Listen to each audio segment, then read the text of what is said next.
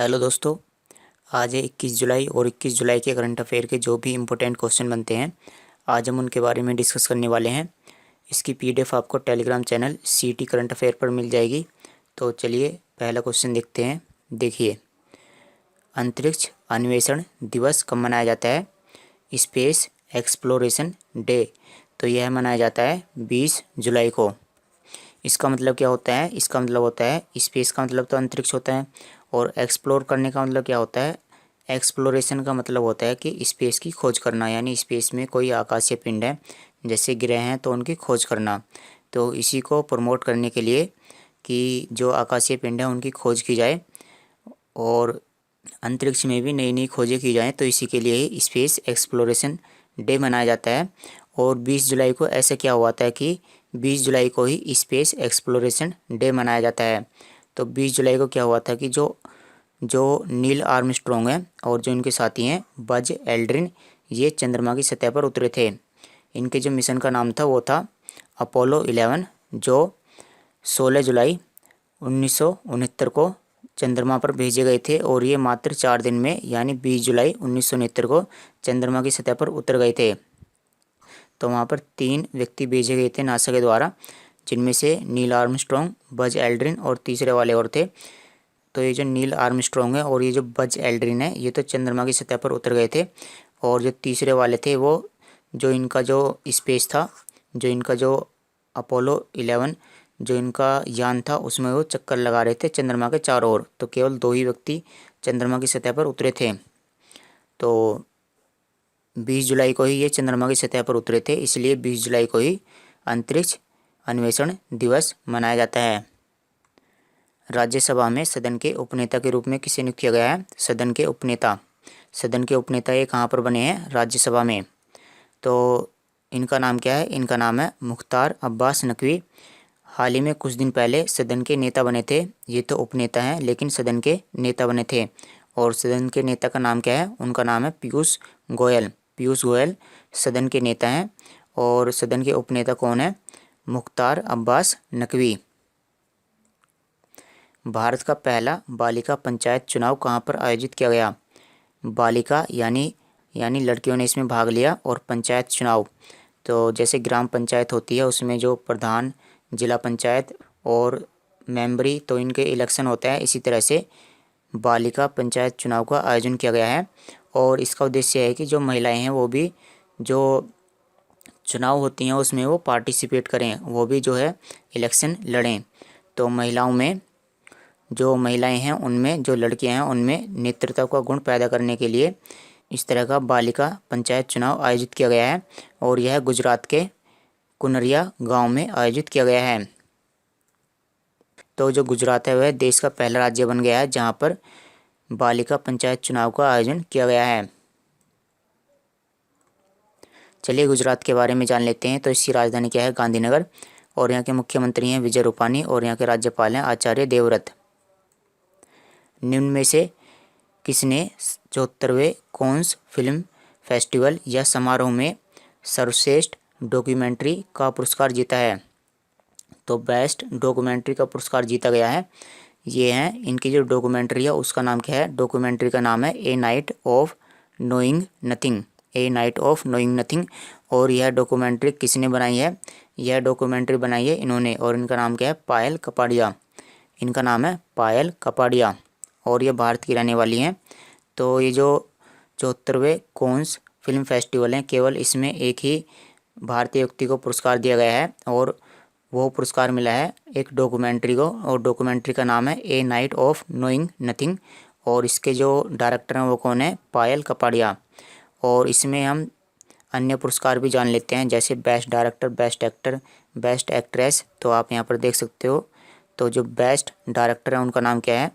Best director का नाम है लियोस कैरेक्स। और जो बेस्ट अभिनेत्री है उनका नाम क्या है? रेनाटे रीन स्वे। और जो बेस्ट अभिनेता है उनका नाम क्या है? बेस्ट अभिनेता का नाम है कोलेब लैंड्री जोन्स। तो आप इनका नाम याद कर सकते हो। और यहाँ पर ये जो इस तरह से इन्वर्टेड कॉमा में दिया गया है, ये क्या है? ये इनकी फिल्म का नाम है। इन्होंने इस फिल्म में क्या है? कार्य किया है और इनका नाम यहाँ पर आगे दिया गया है। तो इस तरह से आप ग्रैंड पिक्स और पाल्मे डी और इनके नाम भी आप याद कर सकते हो।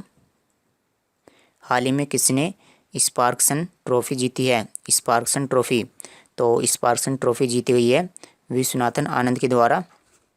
और आप इनके बारे में एक तथ्य और याद कर सकते हैं कि ये भारत के पहले ग्रैंड मास्टर हैं।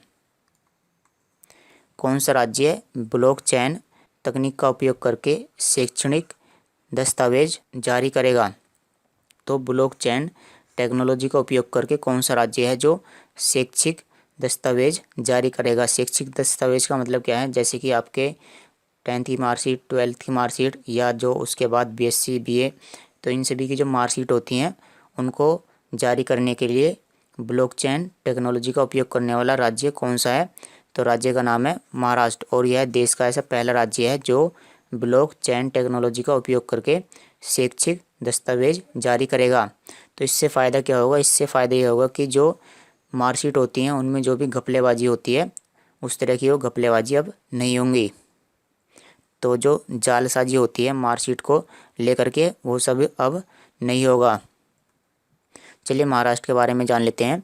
तो इसकी राजधानी है मुंबई। यहाँ के मुख्यमंत्री हैं उद्धव ठाकरे और यहाँ के राज्यपाल हैं भगत सिंह कोश्यारी। किस देश ने हज में भाग लेने वाली महिलाओं के लिए एक नया कानून बनाया है? तो जो हज होता है सबसे पहले उसके बारे में समझ लेते हैं। हज है सऊदी अरेबिया एक देश है, सऊदी अरब एक देश है जिसमें मक्का नामक एक शहर है, जिसमें मक्का नामक एक शहर है। तो जो लोग हैं वो मक्का नामक शहर में जाते हैं, तो इसी को हम बोलते हैं हज यात्रा। तो हज यात्रा के लिए जो महिलाएं हैं उनके लिए एक नया कानून किसने बनाया है? क्योंकि जो हज यात्रा है वो सऊदी अरब में की जाती है, तो इसमें जो नया कानून बनाया है वो सऊदी अरब ने बनाया है। तो इसका जो नया कानून है वो क्या है? नए कानून के अनुसार जो महिलाएं हैं वो किसी अपने अभिभावक के बिना ही वो हज यात्रा पर जा सकती हैं। तो जो महिलाएं हैं वो बिना पुरुष अभिभावक के हज यात्रा पर जा सकती हैं और अपना रजिस्ट्रेशन करा सकती हैं। चलिए सऊदी अरब के बारे में जान लेते हैं। तो इसकी राजधानी क्या है? रियाद और यहाँ की मुद्रा है सऊदी रियाल। शिवाजी बनर्जी किस खेल से संबंधित है जिनको मरणोपरांत मोहन बागान रत्न से सम्मानित किया जाएगा? तो ये हैं शिवाजी बनर्जी। और ये किस खेल से संबंधित हैं? तो ये फुटबॉल से संबंधित हैं। और ये फुटबॉल के जो गोलकीपर होता है ये फुटबॉल के गोलकीपर रह चुके हैं, यानी जब गोल को रोकते हैं तो उनको हम क्या बोलते हैं? गोलकीपर। तो इनको मरणोपरांत मोहन बागान रत्न से सम्मानित किया जाएगा। किस बैंक ने ग्राहकों के लिए फैडी AI powered virtual assistant launch किया है? तो ये लॉन्च किया गया है फेडरल बैंक के द्वारा। और इसका मतलब क्या है? देखिए, जब आप किसी वेबसाइट पर जाते हो तो वहाँ पर आपको कुछ इस तरह का ऑप्शन मिलता है कि आप वहाँ पर उनसे सलाह ले सकते हो। जैसे आपको कोई भी क्वेश्चन पूछना है, आपको कोई भी चीज़ समझ में नहीं आ रही है, तो आप वहाँ पर क्लिक करोगे और वहाँ पर एक ऑप्शन सा आ जाएगा और आप उनसे लाइव चैट कर सकते हो और उनसे बातें करके आप अपनी समस्या का समाधान जान सकते हो। तो इस तरह का ही ये क्या है? इस तरह का ये AI पावर्ड वर्चुअल असिस्टेंट है। वर्चुअल असिस्टेंट का मतलब क्या होता है? जो आपकी किसी न किसी तरह से क्या करेगा? आपकी मदद करेगा। तो यह लॉन्च किया गया है फैडी बैंक के द्वारा। इसका नाम क्या है? फैडी AI वर्चुअल असिस्टेंट। चलिए फेडरल बैंक के बारे में जान लेते हैं। तो इसकी स्थापना हुई थी 1931 में और इसका मुख्यालय कहाँ पर स्थित है? इसका मुख्यालय अलवा केरल में स्थित है। और इसके MD और CEO कौन है? Shyam Srinivasan. RSS building India through सेवा नामक पुस्तक के लेखक कौन है? RSS बिल्डिंग इंडिया थ्रू सेवा। तो इस पुस्तक के लेखक हैं सुधांशु मित्तल। और ये जो पुस्तक है ये 2019 में आई थी। तो उस टाइम तो ये किसी दूसरी भाषा में थी, लेकिन अब इस पुस्तक का जो अनुवाद है वो चीनी भाषा में किया गया है। इस पुस्तक का जो अनुवाद है वो चाइनीज़ भाषा में किया गया है। तो इसी की वजह से दोबारा से चर्चा में आई है। और इसका चीनी भाषा में अनुवाद किसने किया है? इसका चीनी भाषा में अनुवाद किया है जैक बो। तो लिखित तो ये सुधांशु मित्तल के द्वारा और चीनी भाषा में इसका अनुवाद किया गया है जैक बो के द्वारा। 2019 में ये प्रकाशित की गई थी। और आरएसएस। आरएसएस क्या होता है? आरएसएस का मतलब होता है राष्ट्रीय स्वयं सेवक संघ। तो इस पुस्तक में आरएसएस के बारे में ही बताया गया है, आरएसएस का क्या इतिहास है, उसकी क्या विचारधारा है और उसकी क्या नीतियां हैं। तो इस पुस्तक में इन सभी के बारे में बताया गया है। चलिए अब हम आरएसएस के बारे में जान लेते हैं। तो देखिए, राष्ट्रीय स्वयंसेवक संघ, तो इसकी जो स्थापना है वो 1925 में हुई थी। और इसका मुख्यालय कहाँ पर स्थित है? इसका मुख्यालय नागपुर में स्थित है, नागपुर महाराष्ट्र में। और इसके जो वर्तमान में चीफ हैं वो कौन है? मोहन भागवत। बैंक ऑफ महाराष्ट्र ने प्राथमिकता वाले क्षेत्र को ऋण देने के लिए किस बैंक के साथ में समझौता किया है? तो बैंक ऑफ महाराष्ट्र। और इसका क्या मतलब है? प्राथमिकता वाले क्षेत्र, तो इसका मतलब है वो क्षेत्र जिन पर कृषि की जाती है।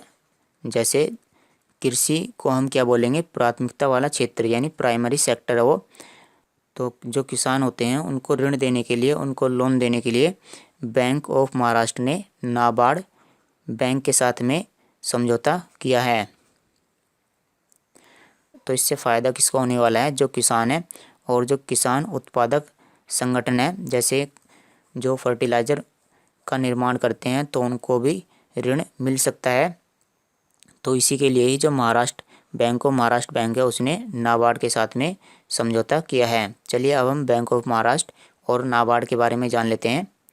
तो बैंक ऑफ महाराष्ट्र, इसका मुख्यालय कहाँ पर स्थित है? इसका मुख्यालय महाराष्ट्र के अंदर पुणे में स्थित है। और उसके सीईओ कौन है? एस राजीव। चलिए नाबार्ड के बारे में जान लेते हैं। सबसे पहले इसकी फुल फॉर्म देखते हैं। तो national bank for agriculture and rural development, तो ये इसकी फुल फॉर्म है। और नाबार्ड का कार्य क्या होता है? नाबार्ड क्या करता है? कृषि के लिए और गाँवों के विकास के लिए ऋण प्रदान करता है। तो जो इसकी स्थापना है वो 1982 में हुई थी। और इसका मुख्यालय कहाँ पर स्थित है? इसका मुख्यालय महाराष्ट्र मुंबई में स्थित है। अंतर्राष्ट्रीय शतरंज दिवस कब मनाया जाता है? तो यह मनाया जाता है 20 जुलाई को। और इस दिन क्या हुआ था?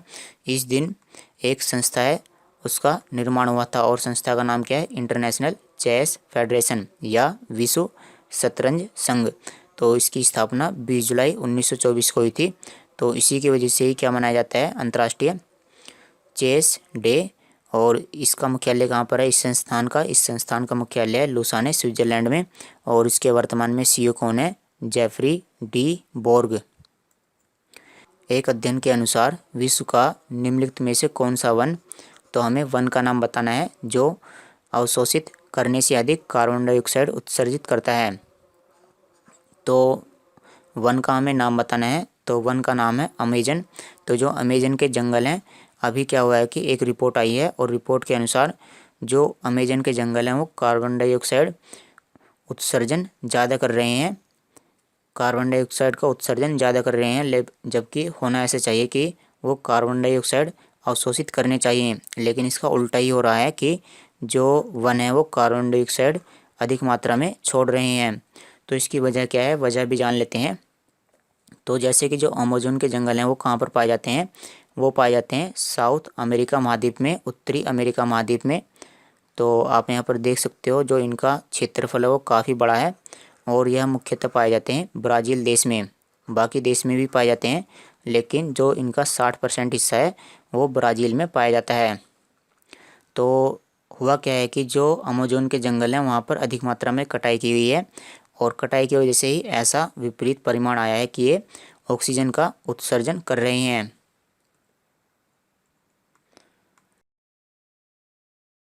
तो चलिए दोस्तों, आज की वीडियो में इतना ही। कल मिलते हैं आपसे। Thanks for watching the video.